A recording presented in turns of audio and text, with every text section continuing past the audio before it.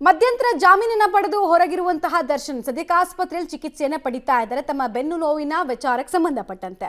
ಇನ್ನು ನಿನ್ನೆ ಹೈಕೋರ್ಟ್ಗೆ ಬಿಜಿಎಸ್ ವೈದ್ಯರ ತಂಡ ಒಂದು ರಿಪೋರ್ಟ್ ಅನ್ನು ಸಲ್ಲಿಕೆ ಮಾಡಿದೆ. ಮುಂದಿನ ವಾರ ದರ್ಶನ್ಗೆ ಆಪರೇಷನ್ ಆಗೋದು ಫಿಕ್ಸಾ? ಹಾಗಾದ್ರೆ ಇನ್ನೂ ಕೂಡ ದಿನಾಂಕವನ್ನ ನಿಗದಿ ಮಾಡಿರಲಿಲ್ಲ. ಸೊ ಮುಂದಿನ ವಾರ ಅದಾಗುತ್ತಾ ಅನ್ನೋದು ಪ್ರಶ್ನೆ. ರಾಡ್ ಅಳವಡಿಕೆನ ಅಥವಾ ಡಿಸ್ಕ್ ಆಪರೇಷನ್, ಈ ಕುತೂಹಲ ಕಂಟಿನ್ಯೂ ಆಗ್ತಾ ಇದೆ. ಆಪರೇಷನ್ ಆದರೆ ರಿಕವರಿಗೆ 2 ರಿಂದ 3 ವಾರ ಬೇಕಾಗತ್ತಾ? ಹಾಗಾದ್ರೆ ದರ್ಶನ್ ಪರ ವಕೀಲರು ಮತ್ತೆ ಕೋರ್ಟ್ ಮೊರೆ ಹೋಗ್ತಾರೆ. ಈಗಾಗಲೇ 4ನೇ ವಾರಕ್ಕೆ ಕಾಲಿಟ್ಟಿದ್ದಾರೆ. ದರ್ಶನ್ ಮಧ್ಯಂತರ ಜಾಮೀನು ಪಡೆದು ಇನ್ನೊಂದು 2 ವಾರ ಅವಕಾಶ ಇದೆ. ಅಷ್ಟರೊಳಗೆ ಅವ್ರು ಚಿಕಿತ್ಸೆ ಪಡೆದು ರಿಟರ್ನ್ ಆಗೋದು ಇಂಪಾಸಿಬಲ್. ಸೊ ಬೇಲ್ ಎಕ್ಸ್ಟೆನ್ಷನ್ ಪಡೆದುಕೊಳ್ತಾರಾ? ಕೋರ್ಟ್ ಮೇಲೆ ಇದರ ಇಂಪ್ಯಾಕ್ಟ್ ಹೇಗಿರುತ್ತೆ ಅನ್ನೋದು ಕುತೂಹಲ. ಸೊ ಡಿಸ್ಕ್ ಆಪರೇಷನ್ ಹೆಂಗೆ ನಡೆಯುತ್ತೆ ಅನ್ನೋದಕ್ಕೆ ಒಂದಷ್ಟು ವೈದ್ಯಾಧಿಕಾರಿಗಳು ಕೊಟ್ಟಿರುವಂತಹ, ಎಕ್ಸ್ಪರ್ಟ್ಸ್ ಕೊಟ್ಟಿರುವಂತಹ ಒಪಿನಿಯನ್ ನಿಮ್ಮ ಮುಂದೆ ನಾವು ಇಡ್ತಾ ಇದ್ದೀವಿ. ಬೆನ್ನು ಮೂಳೆಗಳ ಮಧ್ಯೆ ಇರುವಂತಹ ತೇವಾಂಶದ ಭಾಗ ಹೊರಗಡೆ ಬಂದಾಗ ಒತ್ತಡ ಕ್ರಿಯೇಟ್ ಆಗುತ್ತೆ, ಅಂದರೆ ಪ್ರೆಷರ್ ಸ್ಟಾರ್ಟ್ ಆಗುತ್ತೆ. ಸೊ ಅದರ ಒತ್ತಡದಿಂದ ನೋವು ಹೆಚ್ಚಾಗಿ ಬರುತ್ತೆ. ಹೊರಗಡೆ ಬಂದಿರುವಂತಹ ತೇವಾಂಶದ ಭಾಗವನ್ನು ಸರ್ಜರಿ ಮಾಡಲಾಗುತ್ತೆ. ಡಿಸ್ಕ್ ಆಪರೇಷನ್ ಮಾಡಿದರೆ ರಾಡ್ ಅಳವಡಿಕೆಯನ್ನು ಮಾಡಲ್ಲ, ಅದರ ಅವಶ್ಯಕತೆ ಇರಲ್ಲ ಅನ್ನೋದು ಗೊತ್ತಾಗ್ತಾ ಇದೆ. ಸೊ ಇದು ಡಿಸ್ಕ್ ಆಪರೇಷನ್ ಹೆಂಗೆ ನಡೆಯುತ್ತೆ ಅನ್ನೋದಕ್ಕೆ ಸಂಬಂಧಪಟ್ಟಂತ ಮಾಹಿತಿ ಆಗ್ತಾ ಇದೆ. ಡಿಸ್ಕ್ ಇರ್ಬೋದು, ಡಿಸ್ಕ್ ಬಲ್ಜ್ ಇರ್ಬೋದು, ಅಥವಾ ಡಿಸ್ಕಲ್ಲಿ ಬೋನ್ಗಳು ಡಿಸ್ಲೊಕೇಟ್ಮೆಂಟು, ಊದಿರೋದು, ಇದೆಲ್ಲ ಆರೋಗ್ಯ ಸಮಸ್ಯೆಗಳು ಕೂಡ ಅತ್ಯಂತ ಕ್ಲಿಷ್ಟಕರ ಆಪರೇಷನ್ಗೆ ಒಳಪಡುವಂತಹ ಭಾಗ. ಇನ್ನು ರಾಡ್ ಅಳವಡಿಕೆಯ ಆಪರೇಷನ್ ಹೆಂಗೆ ನಡೆಯುತ್ತೆ ಡೀಟೇಲ್ಸ್ ಬಂತು ನೋಡಿ. ಬೆನ್ನು ಮೂಳೆಗಳು ಒಂದಕ್ಕೊಂದು ಮುಂದೆ ಭಾಗಿರುತ್ತೆ. ಬೆನ್ನು ಮೂಳೆ ಹೊರಗಡೆ ಬಂದಾಗ ನೋವು ಜಾಸ್ತಿ ಆಗುತ್ತೆ. ಹೊರಗಡೆ ಬಂದಿರೋ ಬೆನ್ನು ಮೂಳೆಗೆ ಆಪರೇಷನ್ ಮಾಡಿ ರಾಡನ್ನು ಅಳವಡಿಕೆ ಮಾಡಲಾಗುತ್ತೆ.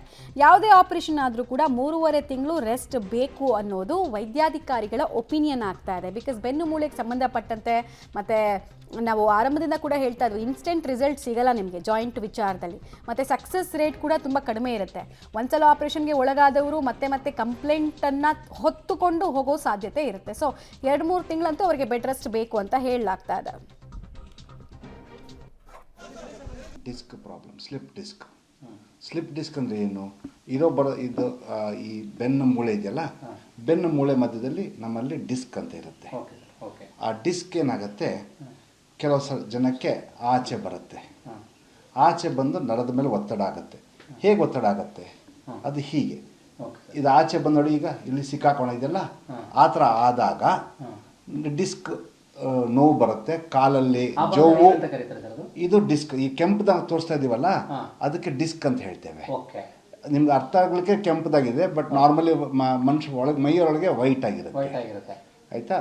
ಅದು ನರ ಪ್ರೆಸ್ ಆಗ್ತದೆ. ಈಗ ಕಾಣಿಸುತ್ತಾ ಇಲ್ಲಿ, ಈ ಥರ ನರ ಪ್ರೆಸ್ ಆದಾಗ ಆ ಯಾವ ನರ ಪ್ರೆಸ್ ಆಗತ್ತೆ ಅದ್ರ ಮೇಲೆ ಜೋವು, ಮರ ಕಟ್ಟೋದು, ಇಲ್ಲಾಂದ್ರೆ ವೀಕ್ನೆಸ್. ಕೆಲವು ಜನ ನಡಿಬೇಕಾದ್ರೆ ಕಾಲು ಎತ್ತೆತ್ತು ಹಾಕ್ತಾರೆ, ಅಂದ್ರೆ ಆ ನರ ವೀಕ್ ಆಗಿದೆ ಅಂತ. ಡಿಸ್ಕ್ ಆಪರೇಷನ್ ಹೇಗಿರುತ್ತೆ ಸರ್? ಡಿಸ್ಕ್ ಆಪರೇಷನ್ ಅಂದ್ರೆ ಏನಂದ್ರೆ, ನಾವು ಇಲ್ಲಿ ಈ ಏನ್ ಜಾಗ ಇದೆಯಲ್ಲ, ಈ ಜಾಗ ಮಧ್ಯದಲ್ಲಿ ನಾವು ಒಂದು ಚೂರು ಗ್ಯಾಪ್ ಮಾಡ್ಕೊಳ್ತೀವಿ. ಆ ಬರೀ ಮೇಲಿರೋ ಪರೆ ತೆಗಿತೀವಿ. ಮೊದಲೆಲ್ಲ ಇದು ಫುಲ್ ಬೋನ್ ತೆಗಿತಾ ಇದ್ವಿ, ಈಗ ಜಸ್ಟ್ ಆ ಪರೆ ತೆಗಿತೀವಿ. ಪರೆ ತೆಗೆದು ಅದು ಎಷ್ಟು ಆಚೆ ಬಂದಿದೆ, ಇದೆಷ್ಟು ಈಗ ಇಷ್ಟೇ ಆಚೆ ಬಂದಿರೋದು, ಇಷ್ಟು ಮಾತ್ರ ತೆಗಿತೇವೆ. ಅದಕ್ಕೆ ಡಿಸ್ಕೆಕ್ಟಮಿ ಅಂತ ಹೇಳ್ತೇವೆ. ಅದಕ್ಕೇನು ಬೇಕಾಗಲ್ಲ, ಸುಮಾರು ಜನಕ್ಕೆ ಏನು ಬೇಕಾಗಲ್ಲ, ಅಳವಡಿಕೆ ಏನು ಬೇಕಾಗಲ್ಲ. ಜಸ್ಟ್ ಡಿಸ್ಕ್ ತೆಗೆದು ಬಂದರೆ ಸಾಕು. ಅದು ಏನು ಅಫೆಂಡಿಂಗ್ ಏನು ಬರುತ್ತಲ್ಲ ಅಷ್ಟು ಮಾತ್ರ ತೆಗೆದ್ರೆ ಸಾಕು, ಅದರಲ್ಲೇ ಸರಿಯಾಗತ್ತೆ. ಅದು ಡಿಸ್ಕ್ ಸರ್ಜರಿ ಅಂತ ಹೇಳ್ತೀವಿ. ಕೆಲವು ಜನಕ್ಕೆ ಏನಾಗುತ್ತೆ, ಆ ಡಿಸ್ಕ್ ಜೊತೆ ಇಲ್ಲಿ ಈ ಜಾಯಿಂಟಲ್ಲೂ ಸೌದೋಗುತ್ತೆ, ಫೆಸೆಟ್ ಜಾಯಿಂಟ್ ಸೌದೋಗಿರುತ್ತೆ ಅಂತ ಹೇಳ್ತೇವೆ. ಆ ಸೌದೋಗಿದ್ರೆ ಆಗ ಅವರಿಗೆ ಡಿಸ್ಕ್ ಸರ್ಜರಿ ಜೊತೆ ಸ್ಕ್ರೂಗಳು ಹಾಕಬೇಕು. ಸೌದೋಗಿದ್ರೆ ಫೆಸೆಟ್ ಜಾಯಿಂಟ್ ಆರ್ಥ್ರೋಪತಿ ಅಂತ ಹೇಳ್ತೀವಿ. ಈಗ ಡಿಸ್ಕ್ ಸರ್ಜರಿ ಓಕೆ. ಈಗ ನೆಕ್ಸ್ಟ್ ಈಗ ಮೂಳೆ ಸರ್ಜರಿ, ಬೆನ್ನು ಮೂಳೆ ರಾಡ್ ಅಳವಡಿಕೆ ಮಾಡಬೇಕಾ? ಅದಕ್ಕೆ ಈಗ ಸರ್ ಬೆನ್ನು ಮೂಳೆ ಸಮಸ್ಯೆ ಇದೆ. ಬೆನ್ನು ಮೂಳೆಯಲ್ಲಿ ಏನಾಗುತ್ತೆ, ಕೆಲವು 2 ಥರ ಪ್ರಾಬ್ಲಮ್. ಬೆನ್ನು ಮೂಳೆ ಒಂದ್ಸಲ ಏನಾಗುತ್ತೆ, ಒಂದು ಇನ್ನೊಂದ್ರ ಮೇಲೆ ಹಿಂಗೆ ಸ್ಲಿಪ್ ಆಗಿರುತ್ತೆ, ಕಾಣಿಸುತ್ತೆ. ಈಗ ಫಸ್ಟ್ ನಾರ್ಮಲ್ ಅಂದ್ರೆ ಹಿಂಗಿರುತ್ತೆ, ನಮ್ಮಲ್ಲೆಲ್ಲರಲ್ಲೂ ಹಿಂಗಿರುತ್ತೆ. ಕೆಲವು ಜನಕ್ಕೆ ಏನಾಗುತ್ತೆ, ಒಂದು ಬೆನ್ನು ಮೂಳೆ ಇನ್ನೊಂದು ಬೆನ್ನು ಮೂಳೆ ಮೇಲೆ ಸ್ಲಿಪ್ ಆಗುತ್ತೆ. ಆಗ ಸ್ಲಿಪ್ ಆದಾಗ ಏನಾಗುತ್ತೆ, ಹಿಂಭಾಗದಿರೋ ನರ ಸ್ಟಕ್ ಆಗ್ಬಿಡುತ್ತೆ. ಅರ್ಥ ಆಯ್ತು? ಸೊ ಅದು ಸ್ಟಕ್ ಆದಾಗ ಅದಕ್ಕೆ ನಾವು ಆಪರೇಷನ್ ಮಾಡಿಬಿಟ್ಟು ಸರಿ ಮಾಡಬೇಕಾಗುತ್ತೆ.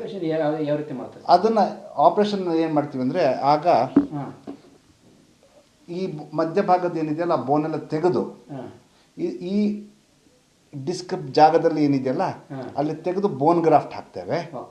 ಬೋನ್ ಗ್ರಾಫ್ಟ್ ಹಾಕಿದ್ರೆ ಈ ಇಡೀ ಸೆಗ್ಮೆಂಟ್ನ ವಾಪಸ್ ಎಷ್ಟಾಗುತ್ತೋ ಅಷ್ಟು ವಾಪಸ್ ಹಿಂದೆ ತಂದು ಅಂದರೆ ಎಷ್ಟಾಗುತ್ತೋ ಅದನ್ನು ರಿಡಕ್ಷನ್ ಅಂತ ಹೇಳ್ತೀವಿ.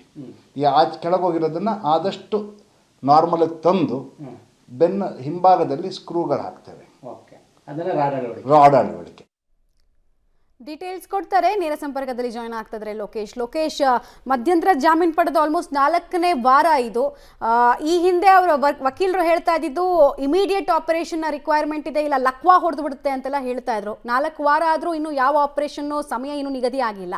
ಯಾಕೆ ಇಷ್ಟು ಲೇಟ್ ಆಗ್ತಾ ಇದೆ ಮತ್ತು ಮುಂದಿನ ವಾರ ಆಪರೇಷನ್ ಆಗೋ ಸಾಧ್ಯತೆ ಎಷ್ಟರ ಮಟ್ಟಿಗಿದೆ? ಏನು ಆಪರೇಷನ್?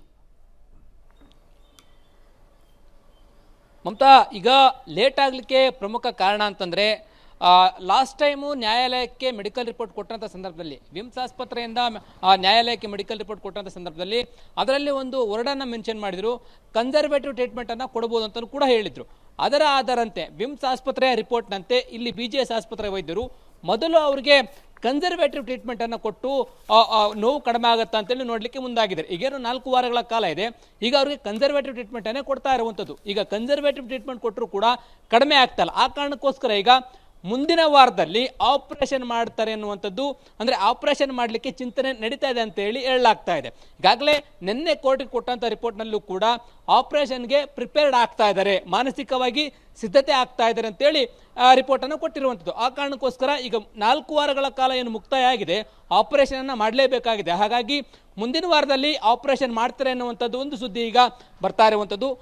ಯಾವ ಆಪರೇಷನ್ ಮಾಡ್ತಾರೆ ಅನ್ನುವಂಥದ್ದು ಪ್ರಮುಖವಾಗಿ ಗೊತ್ತಾಗಬೇಕಾಗಿದೆ. ಅದು ಡಿಸ್ಕ್ ಆಪರೇಷನ್ ಮಾಡ್ತಾರಾ ಅಥವಾ ಮೂಳೆಗೆ ರಾಡ್ ಅಳವಡಿಕೆ ಮಾಡುವಂಥ ಆಪರೇಷನ್ ಮಾಡ್ತಾರೆ ಅನ್ನುವಂಥದ್ದೇ ದೊಡ್ಡ ಕುತೂಹಲಕಾರಿ ಆಗಿರುವಂಥದ್ದು. BGS ಆಸ್ಪತ್ರೆ ವೈದ್ಯರು ಯಾವ ಆಪರೇಷನ್ ಮಾಡಿದ್ರು ಕೂಡ ಆಪರೇಷನ್ ಆದ ನಂತರ ರಿಕವರಿ ಆಗಲಿಕ್ಕೆ ಸುಮಾರು 3-3.5 ತಿಂಗಳುಗಳ ಕಾಲ ಬೇಕಾಗುತ್ತೆ. ಬೆಡ್ ರೆಸ್ಟ್ ಮಾಡಬೇಕಾಗತ್ತೆ, ಒಂದಷ್ಟು ವ್ಯಾಯಾಮಗಳನ್ನು ಮಾಡಬೇಕಾಗತ್ತೆ, ಮಾಮೂಲಿ ನಡೆದಾಡಬೇಕು ಅಂತಂದರೆ ಸಾಕಷ್ಟು ಸಮಯವನ್ನು ತೆಗೆದುಕೊಳ್ಳುತ್ತೆ. ಆ ನಿಟ್ಟಿನಲ್ಲಿ ರೈಟ್. ಓಕೆ, ಧನ್ಯವಾದ ತಮ್ಮೆಲ್ಲ ಮಾಹಿತಿಗಾಗಿ ಲೋಕೇಶ್.